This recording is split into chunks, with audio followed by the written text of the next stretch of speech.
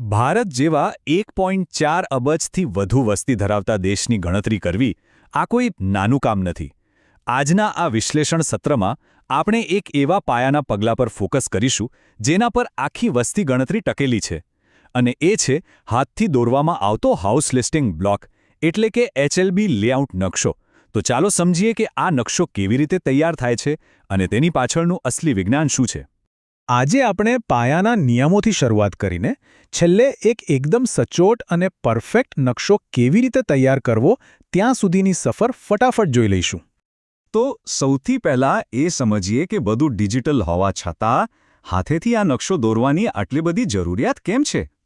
ધ્યેય એકદમ સ્પષ્ટ છે, 0 ઓવરલેપ અને 100% કવરેજ. જરા વિચારો, 1 અબજથી વધુ લોકોની ગણતરી કરવાની છે. એક પણ ઘર બાકાત ના રહી જવું જોઈએ અને કોઈની ગણતરી 2 વાર ના થવી જોઈએ. આ 0 ઓવરલેપનો નિયમ એ સુનિશ્ચિત કરે છે. બસ આ જ કારણસર ગણતરીદારના કાર્યક્ષેત્રને સ્પષ્ટ કરવા માટે આ નકશો જ સૌથી મોટું હથિયાર છે. હવે નકશા પર પેનનો એક કાપો પણ મૂકતા પહેલા ગણતરીદારોએ અમુક એવા સુવર્ણ નિયમો જાણવા પડે છે જેમાં કોઈ જ બાંધછોડ ના ચાલે. જુઓ, આ પહેલા 5 નિયમો પાયાના છે. વિસ્તારનું દરેક નાનું મોટું માળખું નકશામાં આવવું જ જોઈએ. પણ આમાં સૌથી રસપ્રદ બાબત કઈ છે ખબર છે? સળંગ નંબરિંગ પદ્ધતિ.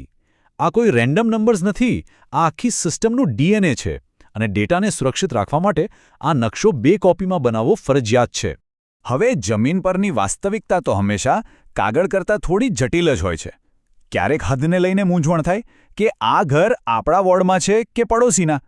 એટલા માટે જ સીમાઓ એકદમ સ્પષ્ટ હોવી જોઈએ. અને જો જરા પણ શંકા લાગે તો તરત જ સુપરવાઇઝરને જાણ કરવી. આ જ આપણું સેફ્ટી નેટ છે. ચાલો હવે નકશાની ભાષા એટલે કે તેના પ્રતીકો અને સંકેતો વિશે વાત કરીએ. યોગ્ય પ્રતીકો વિના નકશો ખાલી આડીઅવળી લીટીઓ જ લાગે. આ દ્રશ્ય બહુ સરસ રીતે સમજાવે છે કે કેવી રીતે પાકા અને કાચા મકાનો માટે આપણે ચોરસ અને ત્રિકોણ જેવા આકારો વાપરીએ છીએ, જ્યારે નદી કે રસ્તાઓ માટે વહેતી રેખાઓ. આ એવી સાર્વત્રિક દ્રશ્ય ભાષા છે જે આખા ભારતમાં કોઈ પણ ભાષાના અવરોધ વગર એક સમાન રીતે સમજી શકાય છે. અહીં ડેટા અને પ્રતીકોનું જબરદસ્ત મિશ્રણ જોવા મળે છે.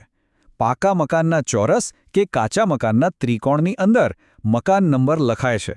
અને હા, જો એક જ મકાનમાં એકથી વધુ ઘરો હોય તો એ સંખ્યા કૌંસમાં દર્શાવાય છે. એકદમ લોજિકલ છે ને?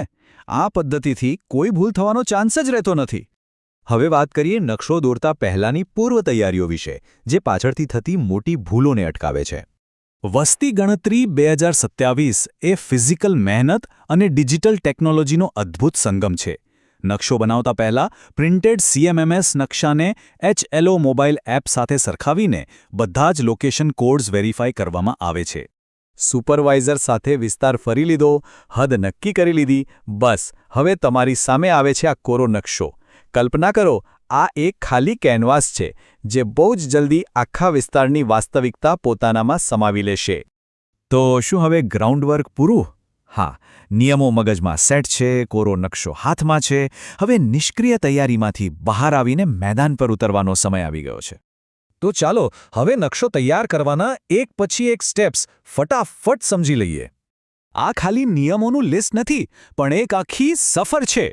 વિસ્તારની હદ નક્કી કરવાથી લઈને અંદરના એક ઘરની ઝીણવટભરી વિગતો ભરવા સુધીના આ 6 સ્પષ્ટ તબક્કાઓ છે. આ ફ્લો એકદમ લોજિકલ અને સ્ટેપ બાય સ્ટેપ છે. અહીં પેનનો પહેલો જ સ્ટ્રોક સૌથી નિર્ણાયક છે. સંદર્ભ નકશાનો ઉપયોગ કરીને બ્લોકની બહારની હદ બરાબર નક્કી થવી જોઈએ. આ સીમા જ બતાવશે કે ગણતરીદારનું કાર્યક્ષેત્ર ક્યાં સુધીનું છે. રસ્તાઓ અને શેરીઓ દૂરાઈ જાય એટલે મકાનો ઉમેરવાના શરૂ થાય છે. અને હંમેશા નકશાના ઉત્તર-પશ્ચિમ ખૂણેથી શરૂ કરીને દક્ષિણ-પૂર્વ તરફ જ આગળ વધવાનું. આવું કેમ? કારણ કે આખા દેશમાં મેપ રીડિંગની આ જ સ્ટાન્ડર્ડ પેટર્ન છે, જેથી રાષ્ટ્રીય સ્તરે એકરૂપતા જળવાઈ રહે. અને હવે આપણો છેલ્લો વિભાગ, ડ્રાફ્ટ નકશાને ચકાસીને સત્તાવાર દસ્તાવેજમાં કેવી રીતે પરિવર્તિત કરવો. થોડીવાર પહેલાં જે ખાલી કાગળ હતો એ હવે જુઓ કેવો માસ્ટરપીસ બની ગયો છે. જમીનની વાસ્તવિકતાનું એકદમ સચોટ અને વિગતવાર પ્રતિબિંબ. આ બધું જ ચોક્કસ પ્રતીકો અને સ્ટાન્ડર્ડાઇઝ્ડ પદ્ધતિને આભારી છે. પણ એક વાત ખાસ યાદ રાખજો, પહેલા જ દિવસે કોઈ નકશો ફાઇનલ નથી હોતો. શરૂઆતના 3 દિવસ આ નકશો એક જીવંત દસ્તાવેજ છે. ગ્રાઉન્ડ પર કોઈ નવું ઘર દેખાય કે કોઈ રહી ગયું હોય તો તેને સતત અપડેટ કરવું પડે છે. અંતિમ તબક્કામાં આ ફિઝિકલ કાગળના નકશાને ડિજિટલ ડેટા સાથે જોડવો ફરજિયાત છે. આ QR કોડ વસ્તી ગણતરીના સત્તાવાર પોર્ટલ સાથે જોડાયેલા રહેવા અને નિયમોથી અપડેટેડ રહેવાનું સીધું પ્રવેશદ્વાર છે. તો અંતે સવાલ એ થાય કે હાથથી દોરેલો એક સાદો નકશો આખા દેશનું ભવિષ્ય કેવી રીતે નક્કી કરી શકે? જવાબ બહુ સીધો છે.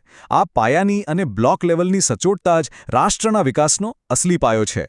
આજના આ વિશ્લેષણ સત્રમાં જોડાવા બદલ આભાર. જરા વિચારજો આના પર. આવજો.